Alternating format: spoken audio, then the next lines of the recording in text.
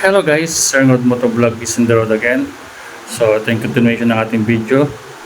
So itong pagbiyahe ko ng papuntang Tabaco, maraming mga alanganing sitwasyon na nangyari. Nahulog yung cellphone, katulad nito, yan o. Biglang lumiko siya, malayo pala ako, pinilit niya talaga na tumawid.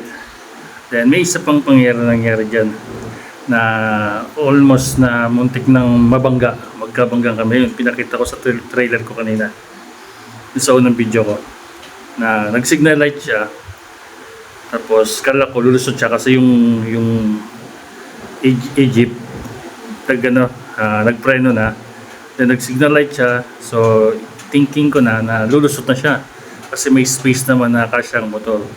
Then suddenly bigla siya nag-brake. At ako, noong time na yun, siyempre, pabuntot na ako sa kanya, kaya hindi na ako nag-slow down nun. Pero hindi naman kabilis ang takbo ko nun. Nung nagpreno siya, medyo na-alarma din naman ako nun, kasi nga, kung i-overtaken ko siya, may kasalubong. Pero ang original plan nun, kung dumiretso siya, sa likod lang naman ako nun. Kasi nakita ko nakasignal light na nga siya. Pero nung bigla siya huminto, yun, nagdalawa na isip ako nun, kung i-overtake ko yung bilis ng takbo ko ng time na yun, pero na-overcome ko naman yung ito pa isang sitwasyon, yan, nung nahulog naman yung cellphone, inayos ko lagi yan. So yun yung mga ma-encounter natin sa kalsada kapag tayo'y nag-drive. Kaya dapat pag ikaw sumampas sa motor at nag-drive ka, yung konting alertness dapat huwag mawawala. Dapat nakapokus ka sa kalsada. Kung may problema ka man na naisip, isang tabi mo lang. Pag nasa kalsada kasi pag yan naghalo-halo, pwedeng mag-cause ng accident. So sama piece of advice lang po yun. Pag ikaw nagmotor, unang-una syempre pag nagmotor ka, dapat kumpleto ka. Huwag ka kahit sabihin mo malapit lang pupunta mo, kahit sabihin mo dyan ka lang pupunta. Kailangan kumpleto ang ang dokumento mo. Huwag ka sasampa ng motor na wala kang lisensya, wala kang tsinelas ka, kasi violation is violation. Mahirap pakiusap, kasi pakiusap pwede naman tanggapin, pero syempre yung violation mo, hindi mawawala yon.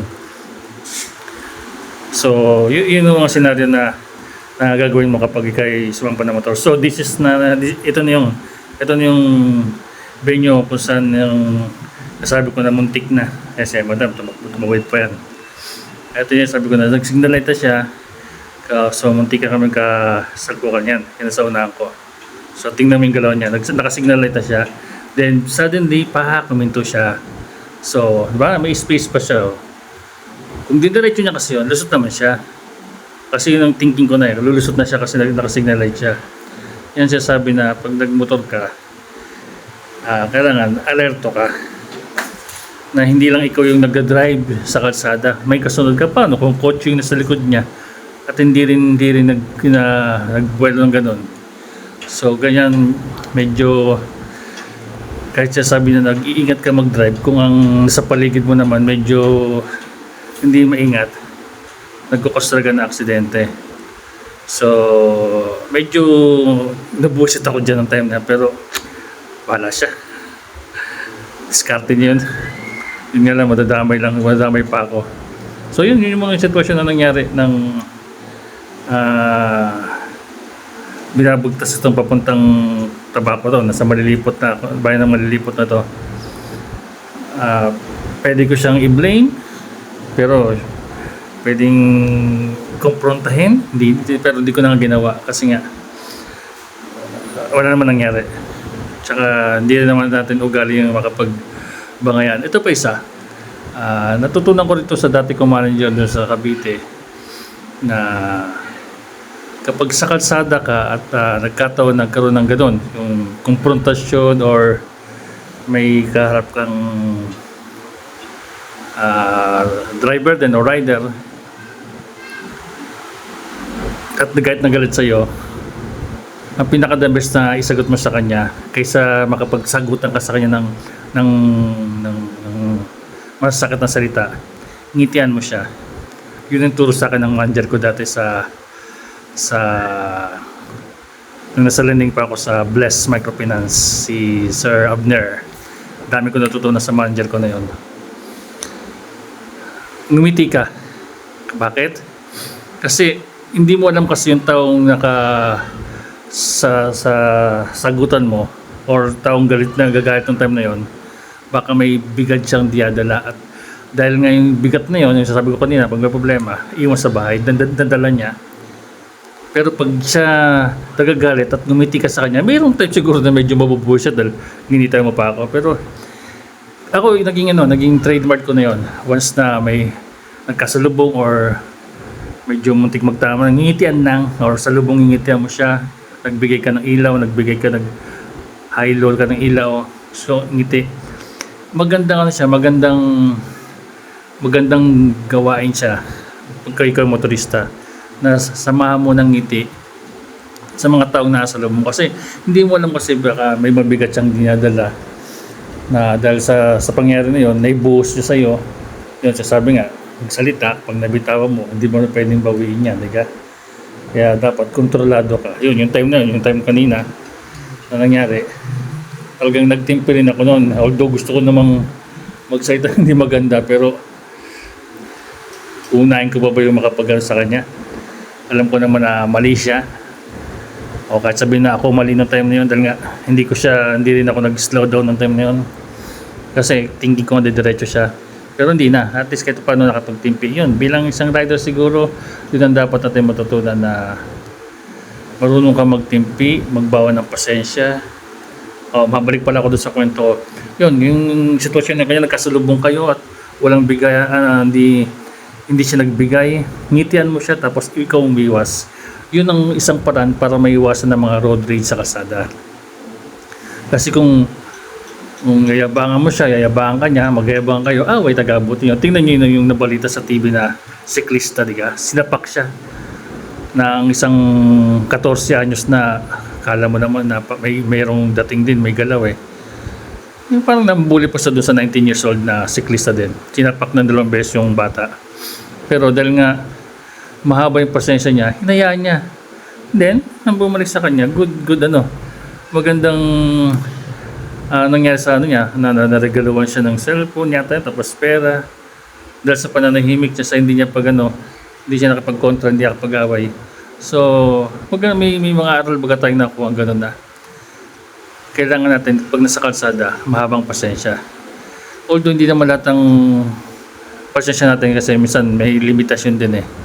Pero kung maaari, kasi sa panahon ngayon, konting initan lang, away agad, tapos pagsisisihan mo sa uli, hindi naman daw kawalan yung pag-atras. Kung para sa safety mo naman, di gawin mo na lang, diga? Ako, yun nasisip ko, para bagang tapos na yung time ng kabataan na hindi may hitang ulo.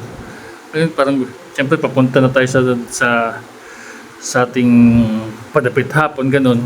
Hindi mo kailangan magkaroon ng kaaway na iilag ka sa mga kalsada, mga ngamba ka baka may nasalubong mo siya.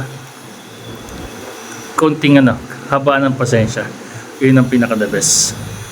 So, sa advice ko sa mga rider, sa mga nag-drive, pag ikaw nasa kalsada, habaan mo ang pasensya mo. Then, alam mo na pag ikaw sumampa ng kalsada, sumampa ng motor o sasakyan, dapat kumpleto para hindi ka na iilag-ilag sa mga checkpoint na pwede mong ma-encounter.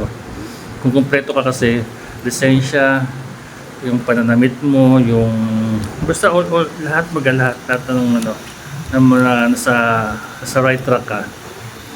Hindi ka medyo magandang gawain yun. May pamana ako, kagandahan kasi na nagmotor ako, natuto ako, at talagang gusto kong i-build up talaga yun sa Calapan City, sa Oriental Mindoro. Bakit? Kasi napaka-strict ng kalsada nila regarding sa mga motorista. Hindi ka pwedeng sasampan ng motor mo na nakachinelas, hindi ka pwedeng sasampan ng motor mo na walang helmet. Strictly rules ng kaya nga maganda doon ako natuto kasi magmotor. Kaya kahit sabihin mo pupunta lang palengke na ilang kilometers away lang, talagang naka-helmet doon. At yun nakasanayan ko. Kaya kahit ako kung lalabas ako o bibili ng ulam, although nasa lubong ko na hindi mga naka-helmet, hindi ko baga hindi ko na tiyatolerate sarili ko na gayahin sila. Pero baga, kasi ang helmet daw yan. Kaya purpose ng helmet, kasi pansalo ng utak yan pag nabangga ka, joke, patabot sa langit. Parang hindi daw magkalat. Joke lang yun. Safe yan, para kasi, yun nga, yung nahuli nga ako nung dahil sa walang helmet na sasabi na lang ganyan. Yung angkas ko, hindi pala nagsuot ng helmet. Tapos, tinuro ko nung LTO doon sa, yun yung first time ko na nahuli sa, first time na violation ko. At hindi ko pa violation po ng angkas ko. Na hindi ko alam, nakisabay lang sa akin yun, at binigyan ko naman ng extra helmet. Ang problema hindi na suot. Hindi ko rin naman nakita, hindi ko lumingon, eksakto pagdaan ko ng may nakita kong checkpoint. Expected ko kasi kumpleto ako. Hindi ko alam, hindi pala sinuot, tinanggal pala. So, nung nahuli ako nun, tinuro ko doon sa chief ko, sabi sa chief, sabi sa akin ng chief, hindi punta ka ng BRTTH para makita mo kung ano yung nangyari sa mga aksidente sa motor. Nag-iiyakan sa sakit dahil sa ulo. Diba? Tama naman sinabi nung LTO chief na yun na nung time nasa checkpoint na yun. Huwag mo na hintayin, di ba? Lalo may kasama kang mga bata, kailangan may helmet. Don't tolerate na huwag ka mag-helmet. Huwag kang na magmotor kung hindi ka mag-helmet. Yun lang, piece of advice lang. So, guys, mabalik na ako dito. Nandito na po ako sa Tabaco. Ito na yung pinaka-boulevard nila, San Roque Boulevard to. Sa kabila yung fishing port nila, seaport din. Yan, fishing port yan. Tapos sa kabilang dulo ay seaport. So, mahaba din itong boulevard nila. Halos lahat kasi ng bayan dito sa Albay na tabing dagat, may mga boulevard na ginawa. Kaganda pa, bukod sa magiging pasyalan, tapos isidaanan, pangsangga din yan sa mga malalakas na alon, sa mga bagyo na imbes na direct sa bahay, para naging naging flood control na rin yan. Pero kalsada siya, diga? Yun yung isang simula dito, Tabaco, mga nabidyo ko na sa Malilipot, Boulevard ng Bakakay, tapos yung Boulevard ng Santo Domingo, yung Pagdiliguan, lalo na sa Legazpi, pagkahaba-haba ng boulevard doon, tourist attraction na nga. Yun ang purpose nun, di ba? Kung dumating ang panahon na may dudugtong-dugtong na, pwede maging mabang kalsada na yan eh. Pero may part kasi na sa Bakakay na medyo hindi kakayanin ng. So guys, salamat sa panonood ng aking video. Huwag kalimutan mag-like at comment pa rin ha. Bye-bye!